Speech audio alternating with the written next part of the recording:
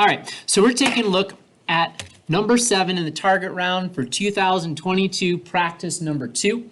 Now, this problem is sort of an interesting problem because it doesn't really require a whole lot of knowledge. It looks like you're going to need an equation. You don't. All you need to know, all you need to remember really, especially for those of you in 8th grade math, is back to that unit, growing, growing, growing.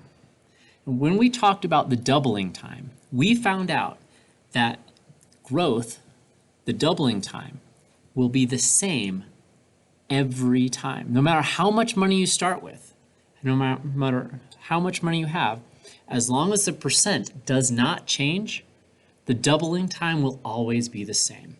So we don't care what this interest rate is whatsoever. It doesn't matter. All that matters is every 6 years, my money will double. So, all right, we just make a little table. So, in year 0, we have 300. Year 1, it doubles. All right, so that's 600. Year 2, 1,200. 3, 2,400. We're just, oh, sorry. It takes 6 years. So this is one group of 6. 2 groups of 6, 3 groups of 6, so 18. So another 6 years, and that's going to be 24 years. It's going to double again, so that's 4,800. Then another 6 years, it's going to double again. So that's in 30 years, we're going to get to 9,600, and that's the magic number that we're looking for. The answer is 30. So again, doubling time will not change if the interest rate remains the same at all times. That's it. All right, last problem. Here we go. Now this one is probably one of the first old school math counts problems in this one. All right, so we have how many ways can Harold, Steve, John, Rosalind, Marion, and Connie line up so that no two of Harold, Steve, and John are next to each other? Okay, I can't help but notice that they're trying to keep the boys away from each other because probably they're messing around too much. So you always have to have a girl, and I'm making assumptions, I'm sorry, based on the names, but if you have a girl in between the boys don't misbehave.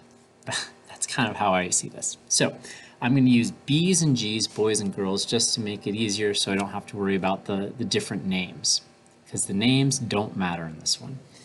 So I need the boys apart. So I know I could go boy, girl, boy, girl, boy, girl. There are 6 people. None of the boys are together. Now here's where it becomes tricky. For the boys, I have 3 options, 2 options, 1 option. So that means I can rearrange the boys 6 different ways. 3 times 2 times 1, 3 factorial. So I can arrange the boys 6 different ways. Well, the same holds true for the girls. I can arrange the girls. I have 3 options for the girls, 2, 1, 3 times 2 times 1 is 6, 3 factorial. So that means there are 36 total arrangements where I go boy, girl, boy, girl, boy, girl, boy, girl. Okay, my next option is I can go girl, boy, girl, boy, girl, boy. That's 1, oh, that's 6. Same thing's going to happen. Using this arrangement, girl, boy, girl, boy, girl, boy, I'm again going to have 36 different options for the same reason that I had 36 options up here. Well, I could also go, use a different color so it's easier to see the arrangements. Boy, girl, girl, boy, girl, boy. I could put 2 girls together between the 2 boys who misbehave the most. Well, how many different options will I be able to have using these boys and girls? 36, because 6 different ways for the boys, 6 different ways for the girls. 6 times 6 is 36. So my last way, the only other way I can arrange this is if I move this boy to this slot. It's the only way I can rearrange this.